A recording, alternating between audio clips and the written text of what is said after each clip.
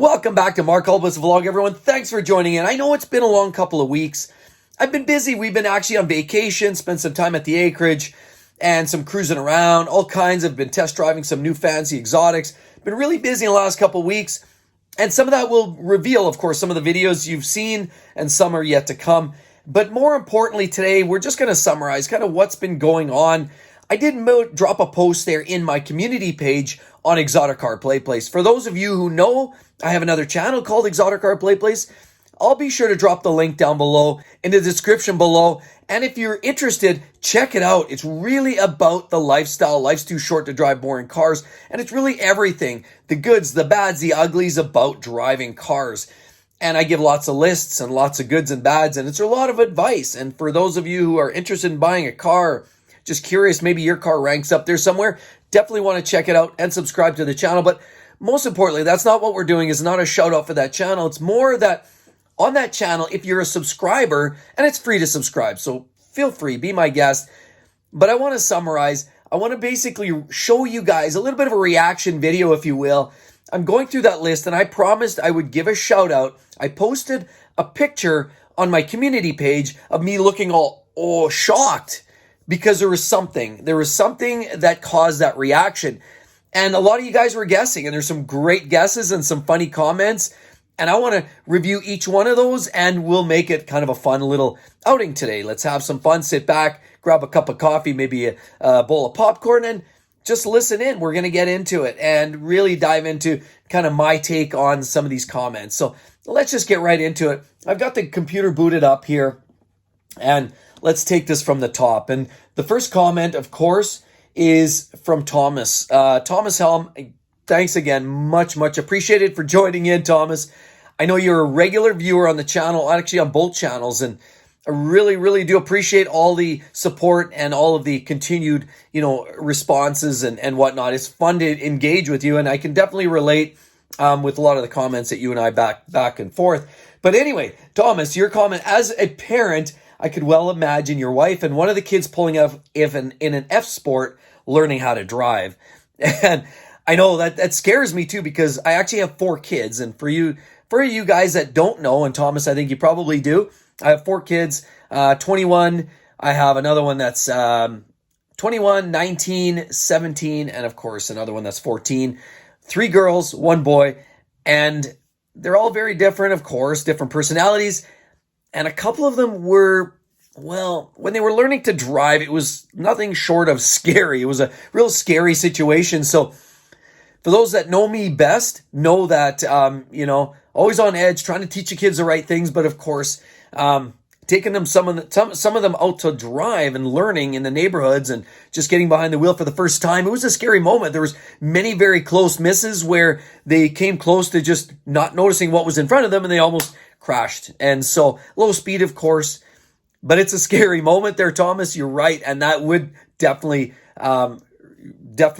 yield some sort of a response. And usually something like that, probably not too far-fetched, because clearly it was a scary moment at some moments in time. But okay, thanks, Thomas. Another one, we have Darth Ralder.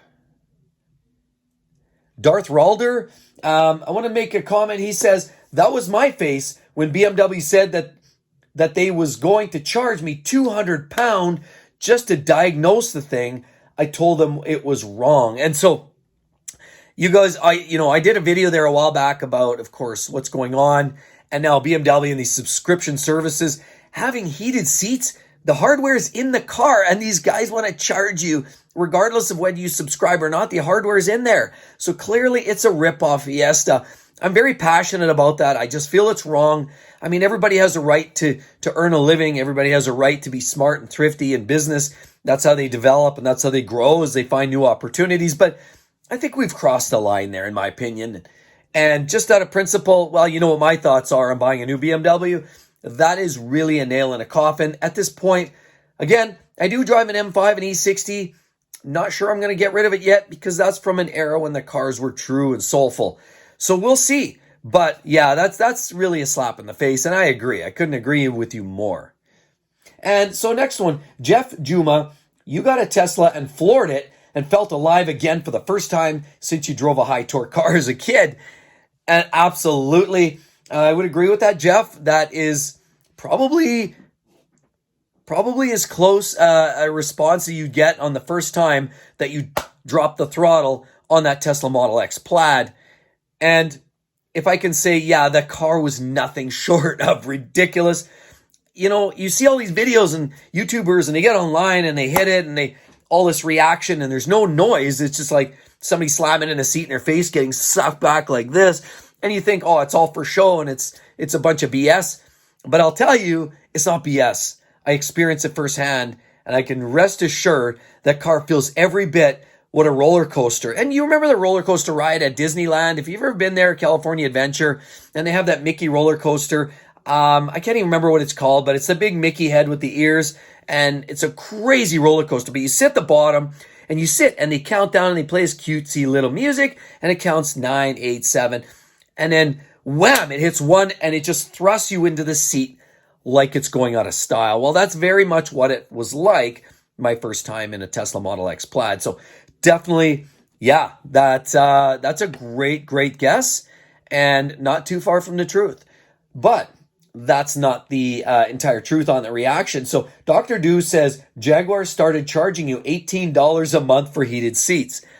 Here we go again. It's all about the subscription. Yeah, that would shock me. I know the one thing I was a little disappointed, I bought my 2018 F-Type R, and after it was 3 years old, boom, all of a sudden my, the Jaguar in command or control app stopped working. It's basically kicked you out. The functionality went away, and obviously based on subscription, I'm not going to pay the subscription. Yeah, it gives you outside temperature in the car. Yeah, it gives you remote starting capability, but I feel that's wrong. I just do in all kinds of ways. So yeah, that could definitely elicit that type of response, but that's not it. You got bitten in the cobblers by a goose, says alert. And yeah, I mean, if a lot of you guys see when I'm filming, sometimes in front of my house, we have a lake behind us and there's geese that fly overhead. And these little rodents are, for lack of a better term, large birds, if you will. We have a different term for geese around here. We call them cobra chickens because did you know, like, you think it's just a bird and it kind of gets ornery, but if you've ever experienced geese firsthand and you get later in the year and you're getting into August, into September before the geese fly south, you'll notice that they start getting aggressive because you'll see the females and you'll see the babies, the chicks, and then the males start stepping up. So if you're walking by a flock and you get this bunch of geese sitting around by the lake like I have behind me here, all of a sudden you're not even near them and they start getting up there and they start flapping their wings and hissing and the males start coming at you. And it's actually, there's cases where I heard those wings can break your arm. If you try to get up there and get tough with a goose, they can start slapping their wings and actually they've been known to break human bones. So it's a scary thing. But no, I didn't get bitten a cobbler by a goose, but that was a great comment. And then another one is I never had mercy. Comments, new car to review, right? Gotta be. Always a new car to review. That didn't necessarily grab that expression because that expression, there's a lot of great cars out there. Some of them, again, elicit that sort of response. But no, I wouldn't say most cars will grab that. Yeah, if I get behind the wheel of probably the latest Ferrari, Lamborghini, McLaren, certainly that Tesla Model X Plaid was one of those as well. But anything shy of that probably won't grab that particular response. But either way, great guess on that. And then we have Frank says, I secured an Uber to the next car dealer. I'm going to walk around on Sunday morning for my video. That's funny. I know there's lots of comments on my other channel about it. Yes, lots of friends in low places. I comment about that all the time. A lot of times I do walk around. Yeah, I have friends, salespeople, and a lot of collaborations there. It's not by accident that happens. And so I do a lot of filming at different locations, and generally speaking, it's for funsies and it's just, kind of just getting some content and having a lot of fun with it. And yeah, but that's a great point. What is it? HWO A Lang G check engine light. Well, if you know, then the kind of vehicles I drive, we've got an F-Type, we've got a BMW M5, we got a Mercedes C300. Actually, surprisingly, knocking on wood, not a lot of check engine lights these days. I also have a Dodge Ram. Coincidentally, that's the vehicle that has the most check engine lights. Constantly check engine lights related to all kinds of problems with, I don't even know. It's bizarre. It's just, I think it's just live and let live with those types of Dodge Rams, in my opinion.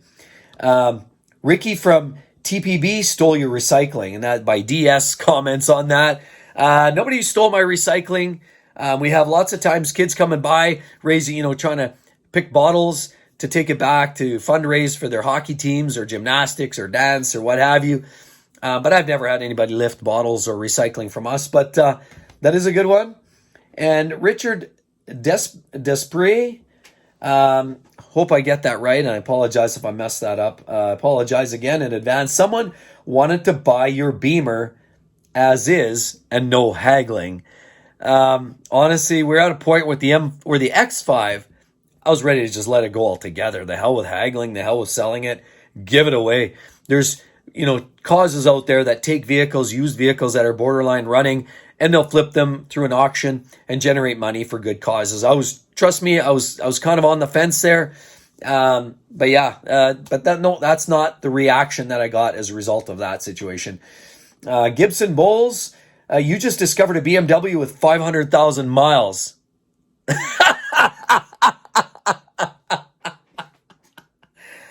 Show me a BMW 500,000 miles and I'll eat my shoe. But seriously, that could elicit that expression. Absolutely. I've yet to see a car with those kind of Ks on it.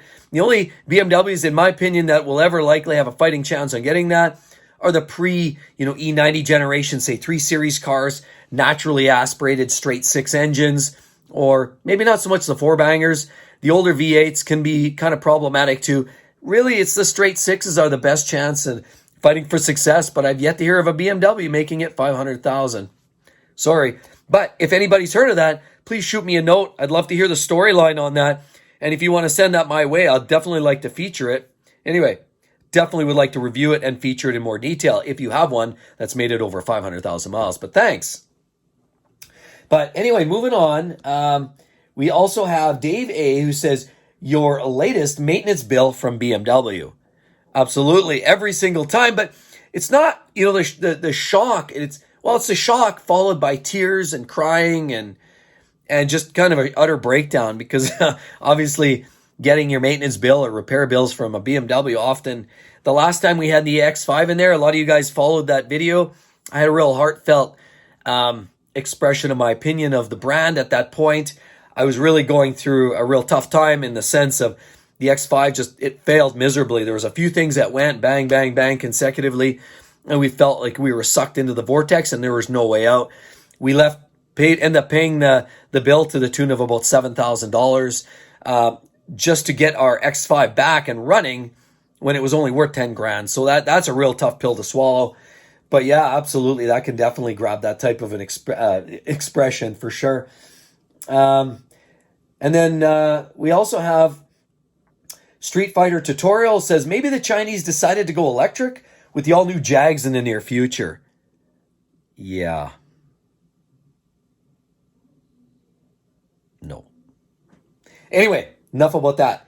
Juan Montalvo says, SEMA. Yeah, could be. I've never been to the SEMA show. I know it's a must-have. Head down to Vegas, see that show. There's a ton of crap to look at. Some amazing new toys, new mods, interesting cars, updates, the latest in the industry. I really got to get there. I've never been to the SEMA show in Vegas. Love to get there someday. And I know guaranteed it'll light your face up. So for sure, and for some of you guys out there that have been there, you can probably appreciate where I'm coming from. And then Tanzir says, the car market bubble has just popped. Well, again, if you've been following my channel on Exoticcar Playplace, then you'll know that I've talked about it, and every Tom, Dick, and Harry on YouTube that talks about cars has talked about the car bubble. Yes, the car bubble essentially has popped, but not popped in the sense of like, boom! It's actually popped more in the sense of, just a slow whizzle, right? The trends are showing now that the wholesale market has taken a dive month on month, it's starting to take a bit of a hit. Last month, we lost 1% value on average, and the month before was about 0.75%. And so it's starting to take that turn. Of course, there's always that lag to get into the next side of it, which is the retail market, which is the market that you and I see when we're buying a car at the lot. We're not totally seeing a lot of that, but there are indicators on the retail side too. I'm starting to see it. I'm starting to see some of the grease balls in my area that are overpricing some cars, and I'm sitting here watching them and laughing hysterically because I'll give you an example. 6 months ago, and I just take this for what it is, there was a 2012 Lamborghini Aventador. It had low miles on it, original car, clean, one owner, no accidents, had a really unique color as well. They had it for sale, and it was listed for $360,000 Canadian. Okay, I had to hum and haw. I took 2 or 3 days to think about it. I came back. I said, I'm ready to make a deal. They said, oh, sorry, but somebody down east has put an offer on it, but you can go in as a secondary. So I went in as a secondary. Lo and behold, somebody down east sent that car down there, and it's gone. So I missed the boat. So lo and behold, I said, look, keep an eye out for something for me. If you see something, let me know. Great. I was looking for an early Aventador. But then what happened was, here we are 6 months later, about 2 weeks ago, they reached out to me and say, hey, lo and behold, we have a car. So it's a couple years newer, but it's the early generation Aventador. This one had like almost triple the miles the other one had. And clearly, in my mind, that car wasn't worth near because of it was a little bit newer, but it had way more miles. It was probably, in my opinion, clearly worth probably comparably to what the other 12 was. This was a 15. So in my opinion, the car's worth about 360, 370. And we know in the last 6 months, there's still been that slow escalation. But we're at a point where there's just the gouge fiesta. They came at me. I asked, well, how much? What's the details? They said $490,000. I'm like, oh, guys, no. What are you talking about? Nearly 6 months ago, I could have had a similar comparable car in much better shape, lower miles, for almost over $100,000 less. Like, I get it. I get inflation. I get the car market, the hot tamales. I just couldn't. I laughed. And he said, well, what do you mean? Like, what's your thoughts? And I said, well, not having it. No, I'm good. I'll skip. Turns out I have something else totally different in mind right now. The Aventador is kind of taking a back burner, and just FYI. But yeah, I mean, that's what's going on out there. And clearly, it's getting crazy. But now, because inflation rates have sort of tapered a little bit, now we're starting to see a little bit more repossessions going on. People are defaulting because what's happening, interest rates are climbing in the US and Canada. Federal governments are bumping up or opening the cap on some of the interest rates. Now banks are, of course, raising the roof. People are having to pay a little more on their renewed mortgages. And you're going to watch this spillover. It's going to get worse and worse with time. But as that happens, people are prioritizing and saying, hey, I don't need that piece of shit car. I need a lifestyle. I need a roof over my head and food in my mouth to feed the kids. I don't need this ridiculous car. I'm going to default. And that's what's starting to happen. There's signs that cars are defaulting. And so we're at a place where high interest rates, the escalation, they're trying to cap off a little bit of that inflation, defaulting. All these things are going on. And what that just basically means, the car market is popping as we see it right in front of our very eyes. But it'll get a lot worse. So this is the beginning, just FYI. Anyway, enough about that. And we also have AGZ Freddy, 1983, who says, you got yourself a Tesla Model 3 Performance and floored the accelerator. To be honest, I haven't driven a Model 3 yet, so I can't really comment. I do hear they're peppy like everything that Tesla puts out. But having been experienced the wrath and the fury of the Model X Plaid, I would say I've probably tasted the best of the best. And other than the Model S, of course, is they say marginally quicker. But yeah, it absolutely could get those kind of expressions popping out of you for sure. And then somebody says, so Martin Jones says, something happened to your car? A new car, perhaps? Well, the way it happens, I actually did put a deposit on a new car. I've dropped little bombs and nuggets about that in other videos. A lot of you guys are kind of aware. Some of you aren't. On a personal level, I've been kind of dropping little nuggets. I don't tell everybody. I'm trying to keep it a little bit secretive. However, when that time comes, I'll be sure to share the whole 9 yards with you. It's a very exciting car. As I said, I felt like the Aventador was taking a back seat to this car, in my opinion. So I've made some choices. We put a deposit. I just have to wait. So let's wait and see. Yeah, you guessed it. You guessed it, Martin. That was very much the expression. Once I learned that my deposit was accepted, and then I made the criteria. Because I have to say that I put the money down, and they only take so many allocations. So you got to understand, some of these car brands, they only have so many numbers. Like these manufacturers in their mind, it's not like a BMW or an Audi. Those guys will pump out as many as they can. But it's some of these supercar brands, they sort of have an allocated number. Like they say, we only want to put out 3,000 in the next couple of years or whatever. Turns out I was approved. I was approved. And then literally very short thereafter, I just talked to a sales gentleman and he told me literally they capped it. They said no more. They've turned off the taps, said no more allocations for that model. I got in under the whistle, and I'm going to be so ecstatic, so excited to share all of that with you guys. But I did catch one of them. I'm one of the lucky few owners that owns that particular car or will own it. I had to put a deposit. We got to wait now. It's got to get built and go through a whole process. So anyway, absolutely, Martin Jones, you nailed it. That was the response when I found out that I was accepted. So that's the one. But let's continue down the list. There's some great responses. Are really at the doctor office getting a physical, and they said to drop your pants, spread your legs, and the doctor's hands are cold. You just Photoshop the background. Well, they're either cold or they're oversized. My doctor has Popeye forearms and mitts. So it's kind of a scary moment. Every time you head to the doctor's office, you're thinking, boy, what kind of treat am I in for? But yeah, I could see why you'd say that. Yeah, absolutely. Anyway, that's a great one. And that was by Lama Ararl, 1979. So thanks again, Lama. And of course, appreciate that. Stoke Bloke. Well, car companies just jump on the bandwagon with updates. Why pay for heated seat? Come on, BMW. You lost the plot. In these times, people are just looking to put food on the table. Absolutely, Stoke Bloke. I can't help but agree with you so much. I feel, on one hand, I'm super excited about these new cars and toys, and we all are. I mean, that's why we're here talking about cars, but it's more than that. It's a lifestyle, and I can appreciate that. And there's a lot of people going through hard times, and, and then we got companies like, the BMWs of the world trying to squeeze every ounce of lifeblood out of everybody. Now, it's not that we need a BMW, but don't get me wrong. Like, I almost guarantee you, this is not going to begin and end with BMW.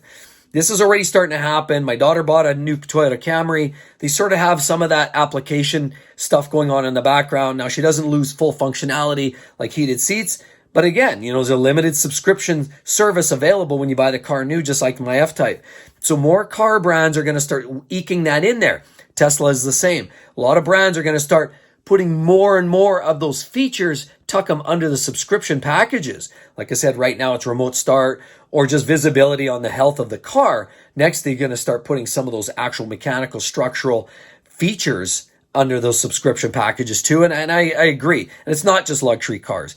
This trickles down into the mainstream. So absolutely, why are they getting greasy? And I couldn't agree with you more. But anyway, let's move on. ST, you just realized it's winter in Edmonton, August 1st. You know what? I'm just looking outside, and that's actually why I'm filming indoors. Where are we at? August 5th or whatever it is. And it's literally nothing short of a deluge out there. It's temperature right now. I started up the truck here at around 1 o'clock, went for a quick drive to grab lunch. I looked on the temperature gauge on the truck, and it said 10 degrees Celsius. Folks, what is going on here? This is August in Edmonton. Yeah, no snow, but trust me, I think historically and looking back in time, Edmonton has experienced snow in virtually every month of the year at some point in history. So it wouldn't be a shocker to see snow. And I know for a lot of you guys that see on Exoticcar Playplace, me doing a lot of reviews, a lot of you guys are commenting like, Jesus, man, it's already May, it's June, and your videos still have some snow in the background. I know, trust me, it's tough. It's even harder when I have to film some videos and I got to be outdoors, whether, it's in front of my car, in front of the house, or just out wherever. And it's minus 28 degrees Celsius, but I still have to get the videos done. And I don't want to be one of those ho-hum, just sit at the desk kind of channels. I want to be legit. I want to be out there. I want to show you the cars. I want to show you the experience, the updates, the detail, the crinkle on the bumper and the headlights in detail. I mean, everybody can talk about a car, grab some cheap B-roll from the media platforms. But no, I want to give you the real deal. And to do that, I'm out there. I'm in inclement weather. It could be 25 below. My camera's dying. I'm having to bring 5 batteries with me. My hands are frozen solid. Some of those videos you see, if you go back on Exoticcar Playplace, go back to January, February, March, and you'll see my nose is red, my face is pale. I'm ready to keel over because it's frozen solid. But I do that. I do that for you guys. I do it for the passion. I enjoy this. But yes, I mean, inclement weather in Edmonton is nothing new. But let's move on. Rick Reviews says Lucid test drive. Not yet have I test driven that car. I'd love to get an opportunity to get behind the wheel of that. But no, that's a good try. Definitely, I know it would definitely fire up those kind of, those kind of feelings. Any electric car really does drive that, and anything performance. Or really, again, I hate, I'm going to say it, and I'm going to say it. You guys all know this. Life's too short to drive boring cars, right? We all agree. Why would we want to get behind the wheel of 110 horsepower Toyota Corolla with a CVT transmission? I mean, you talk about sterilization. You talk about being denutted like a bull. You talk about, honestly, I know there's a place. My kids, it's great to have them behind the wheel of cars like that. You don't need to give your child, a 17-year-old just got their driver's license. They don't need a 600 horsepower supercar. Yes, every car has a place. But remember, we're not here forever. Life's too short to drive boring cars. So, hey, pick whatever makes you fun, whatever makes it fun for you. And like I said, it doesn't have to be McLaren. I've driven Mazda Miatas with 160 horsepower that were more fun than some of the high power horsepower cars that I've driven, just because they were set up on racetrack suspension and they handled like they were on rails. So they all have those elements of fun, and it doesn't mean you need to spend $500,000. You can do that with 10 grand and find the car of your dreams. So it's really just about living the lifestyle and having fun with the cars. But anyway, let's move on. Anton K says, hot dog eating contest. Have you guys ever seen on the internet, just do it, professional hot dog eating mask? Just do that check on Google one time. But don't do it on your work phone. If you're using a work cell phone, do it on your personal cell phones, if I can advise you. Anyway, moving on. A reliable Mercedes-Benz, says Star One. A reliable Mercedes-Benz. Yeah. Shocking. I kind of agree. The modern day Benzes, so far we've got our C300 running that 2-liter 4-banger turbo. Yeah, 245, 250 horse. It's good. It's fun. It's responsive. It's good on fuel. Kind of meets all the needs. It's all-wheel drive, so my wife loves driving it to work and doing all those fun things. It's been relatively reliable. I mean, we've got the extended warranty. We've got the service package. We're good for a while. So I can't really speak on reliability right now on that particular car. Time will tell. I will say on the fit and finish aspect, parts have fallen off. The rocker panel, we hit a set of tracks, and I shared that story before in my other channel. Hit a set of train tracks. The rocker panel cracked off, basically not completely, but it dropped about ½ inch and it came dislodged. The mirror the speaker in the door also popped off, and it actually didn't pop off. Sorry, it popped into the doorway. It fell into the door cavity, so it became a pain in the ass. I wouldn't want to fix that kind of a repair because then you got to pull door panels, possibly window regulators. It's just shit, right? So I gotta think that some of the quality control, fit and finish aspects, little substandard. We do like the car. Otherwise, it drives great. Time will tell on the reliability, but yeah, definitely. Jeremy Pilot says Tesla battery pack let the smoke out. Yeah, that would be a shocker. I mean, how many stories have we seen with Teslas burning in the garage, taking down somebody's house? Think even, BMW had the what was it, the X540E or 45E. It uses the B58 detuned, and it couples up with hybrid drivetrain. So, but the batteries were known because of internal. There was some kind of contamination issues between the cells of the plates of the battery, caused high resistance, and then it basically just initiated a fire, or potentially there was car problems there with the batteries. And the Chevy Bolt EUVs, we all know about those, overcharging, starting on fire, sitting on somebody's driveway and igniting. So definitely that whole overcharging battery management issue is still something they're talking about. It's a very hot topic in the EV world.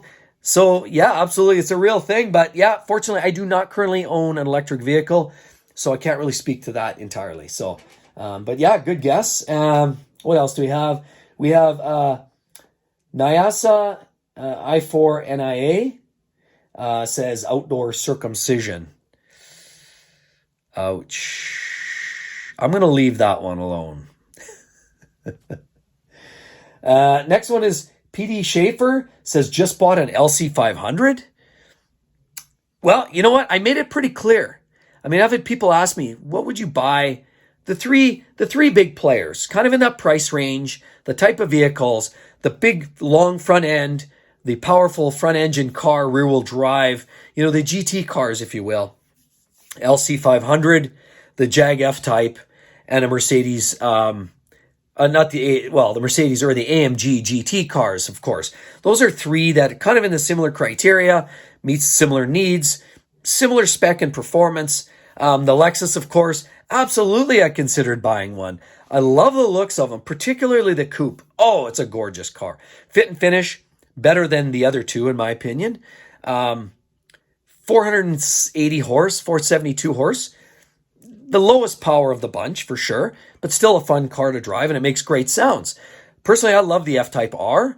I don't see getting rid of it anytime soon. All-wheel drive, so much punch and sound and noise and fury. And I think it has sexier lines, if I can say that, on the F-Type. But, you know what, again, whatever, to each his own. And the Benz. And the AMG is great.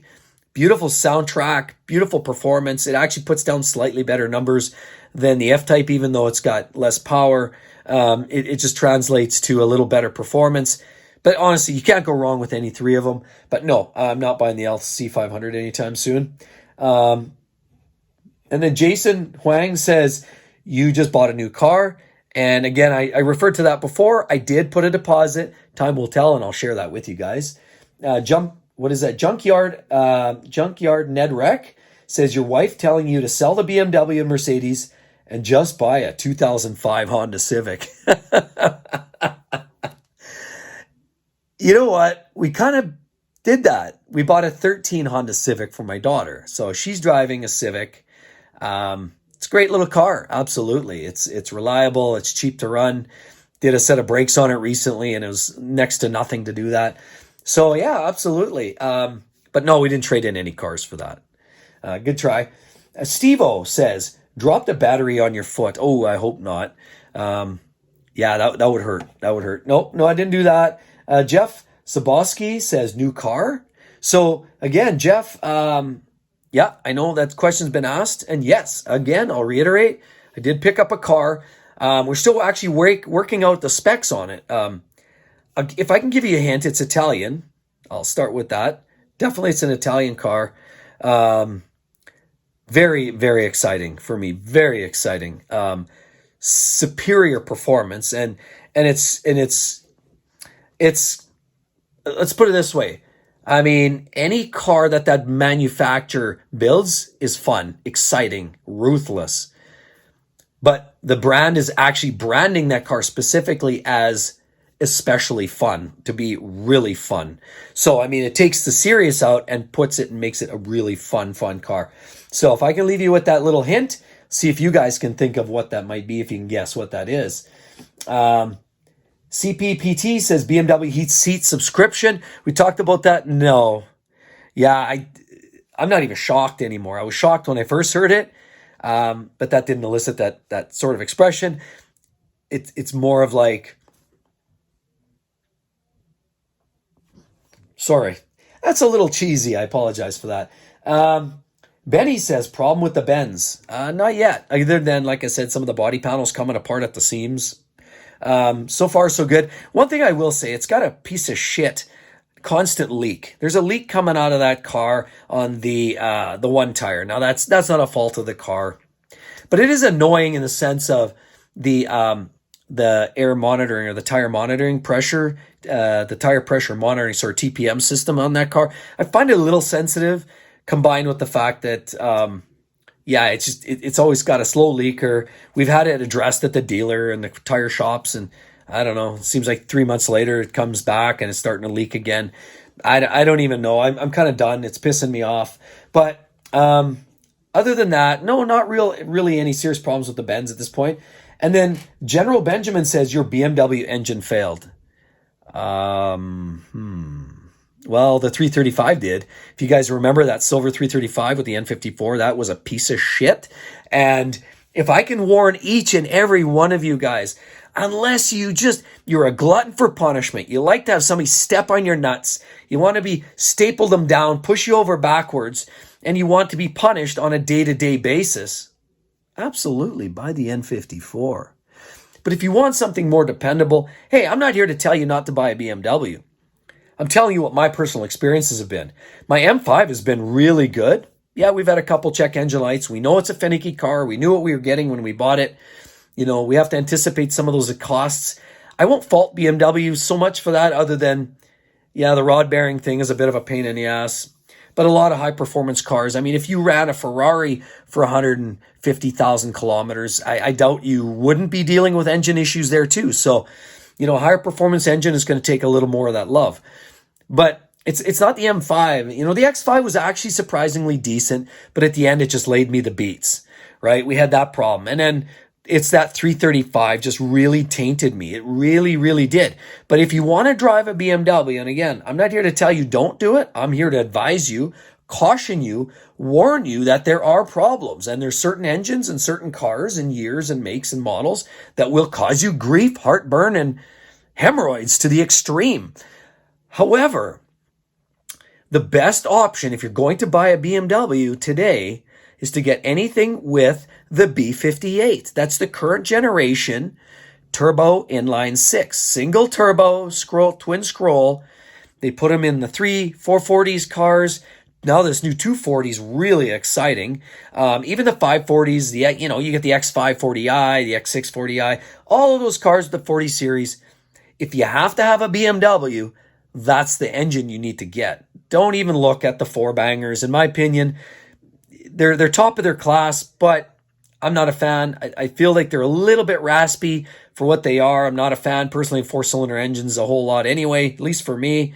The V8s, we know what the N63s and the S63s, they put down big numbers, but I'm done. I'm not even going to talk about that one. We're over with that. But let's move on. Aesthetic Delta Tesla. Laugh out loud, just kidding. No, I'm not. I don't know. After that ride in that Model X Plaid, I if I can say, converted, maybe. I would seriously consider one. Not as my only car. I mean, and time will tell, right? 10 years from now, maybe I'm toast, maybe I'm dead, 6 feet under. I don't know.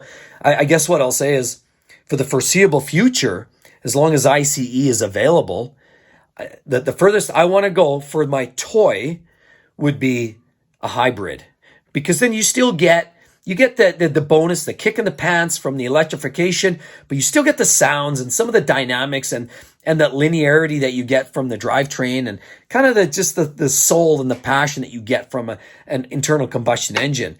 Turbo sounds, blow-off valves, those are all amazing things. You don't get that with an EV. So for now, hybrid or naturally aspirated for the toy. But if I needed a daily, let's say I got that brand new Pagani Huayra in the garage, which I'm not, by the way. That's not the car I'm buying, if I could only wish. But if I had that car in the garage, then I would probably look maybe at, I could look at a Tesla for a daily, or some other electric car, EV. If it's just commuting, to grocery getter, getting the kids to school and back, doing things like that.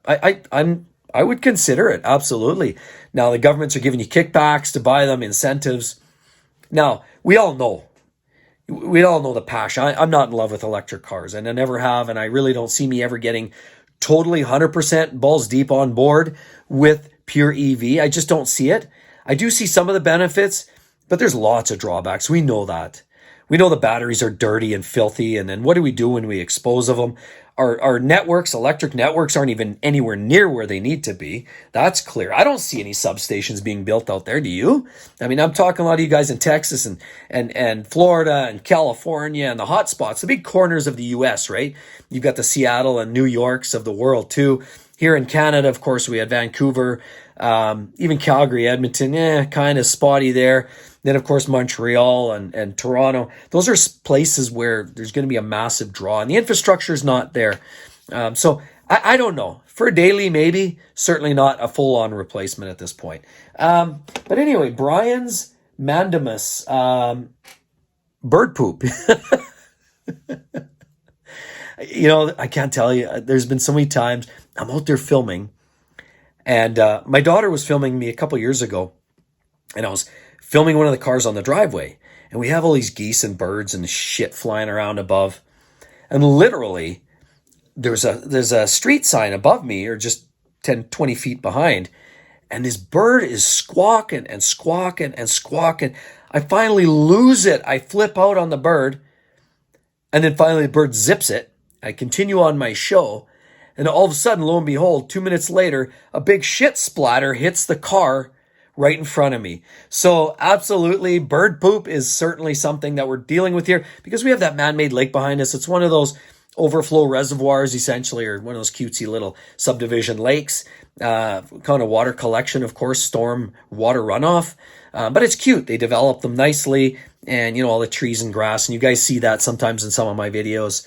But when you have that, we're bringing in like pelicans. We've got geese and ducks and seagulls and pretty much every other kind of waterfowl that you can imagine. So there's always crap and shit on top of our cars, and that's something that we're always dealing with. But yeah, anyway, so that's all I have. I want to walk through this. I hope you guys all stuck around for this. And again, I felt compelled to really just kind of drill in. I promised you guys a shout out. And of course, I mentioned who actually guessed that. Martin, absolutely. Great guess. You did figure that one out for sure. So, what I will say is,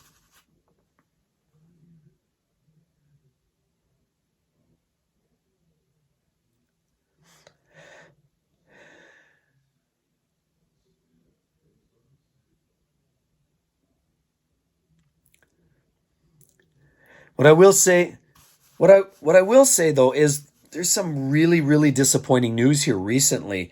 Also, I'm just going to add this on to the tail end of the video. And I can't help but talk about two major things are going on at a political level here in Canada. I don't want to get into the politics too much, but a lot of you guys have been talking about it. It's kind of hitting some of the radars. There's two things our federal government's trying to single-handedly destroy. One is the opportunity to buy fun cars. They're now applying, and apparently as of September 1st, here in Canada, they applied this new luxury tax for anything over 100K for a car or over 250 for a boat. And you say, wow, like for those that have the money, they should be paying, they should be paying, but that's whatever, right? And I'm sure those that have it, make it, use it, spend it. I know a lot of people that have a lot of money, but they employ a lot of others. I mean, some of these people, I have friends that have, business, medium-sized to large-scale business, and they employ hundreds of people. And when they do that, clearly, it could be supporting your cousin, your wife, your kid, whatever. But they're being impacted. Now, do they need to buy that new Lamborghini? No, not necessarily. But that's just another one of the many little things that are being hit in a tax level. The loopholes are being changed, so there's less and less of those.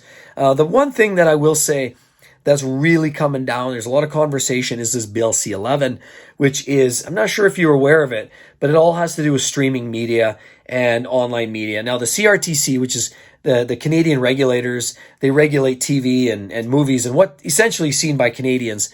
The federal government's trying to implement some new rules that will allow, and they're creating this bill in the House and the Senate so that the CRTC can then start controlling YouTubers as well. So is that a bad thing? Time will tell. But the bottom line is, what that means is the CRTC can start to determine or make individualized decisions as to whether that particular content creator is creating something that's enough Canadian made. In other words, you might be an American viewer, you may not be able to see my content, or as a Canadian viewer, I may not be able to deliver it. As a Canadian viewer, you may not be able to see my content if it's not deemed Canadian enough. Like, it's certainly going to add another layer to the algorithm, and it's going to create further complexities and challenges just for content creators to generate an income. I mean, after all, there's a lot of people, including myself, that do this. They do it. It's a career. It's a choice. Yes, it's a lifestyle, but it's also it's employment. This is how we generate our means to survive. And, and trust me, I'm not the only one. There's a lot of content creators out there. Just think of some of the big players. I'm a little fish in this kettle, but think of even like a Daily Driven Exotics. Everybody's heard of them. I don't even need to get on about that. But a channel who's established, 3 million plus subscribers, they have a big fan base, and they're Canadian, and they do most of their content here on the north side of the Canadian-US border. But they're going to be potentially impacted as much as I am. Now, the worst part is, they're bringing in huge dollars, huge views, huge, all of that. It is nothing short other than breathtaking. I don't know what to say of it. I hope this goes on and we get enough pushback and resistance. There's certainly a lot of people fighting for it. We're all putting our piece in there to sort of challenge the ideas and notions of this. Why are we including content creators in this? I get it. They want to make it fair playing field so that like the Netflixes and the Amazons and all of those streamers aren't able to come in there without rules, without governing, and come in there and sell you the best product. And then the CRTC constantly regulates the Canadian producers and video content, TV showers and individuals or groups and whatnot. And it makes it more challenging for them. And they're not playing on an even playing field. So I get it. Like, I get that aspect. I'm not saying it's right or wrong. Hey, it's free. It's the free enterprise though, right? Really. But there's a control that's being potentially applied here coming up. And word has it, there's a lot of debate in the House.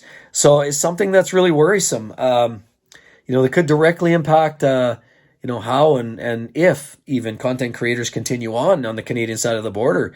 I suspect most of them will continue on. I certainly never see ending this. To me, it's a lifestyle. I enjoy it. It's a passion. It's a way for me to express and voice, my opinions, my feelings. But it's more importantly a way for me to help each and every one of you, because I know I get emails on emails from people looking, hey, I'm looking at this, this particular car. What do you think? Should I get it with that engine or that engine? Or, hey, is this paying too much for that car? Like, I love that. And it's that engagement that I get that really does continue to drive me forward. So I love it. It's great. Appreciate each and every one of your support. Please, guys, love to hear in your comments section below. Please drop a line, both on any of the comments I mentioned, I shared, of course, each and every one of you, but even with the last couple items, with the Bill C-11 or possibly, the Bill C-11 being the hot one for sure. This luxury tax, 10% off the top, on the price of any new car, over 100K. Like, those are all debatable. Every country kind of manages different ways of taxation. But I think the C-11 is particularly worrisome. Anyway, drop a line, you guys. Hey, if you're also subscriber to this channel, feel free. Link down below in the description.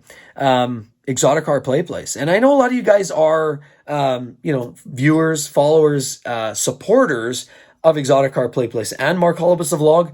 But again, please, hey, if you're really interested in hearing the good, bad, and the ugly about, cars in general, and we're building out on that. And again, we're going to really dial it in because, again, ultimately, cars, or life's too short to drive boring cars, ultimately. So please do subscribe both ways. I love that crossover.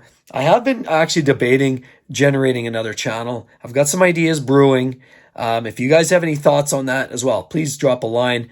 But specifically, a hot channel idea, and I'm possibly considering maybe bringing in some support, working, kind of doing a duet or a duo or something in there as well.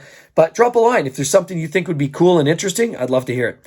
Hope to see each and every one of you again on the next one. And hey, thanks for coming out, everybody. See you then. Bye-bye.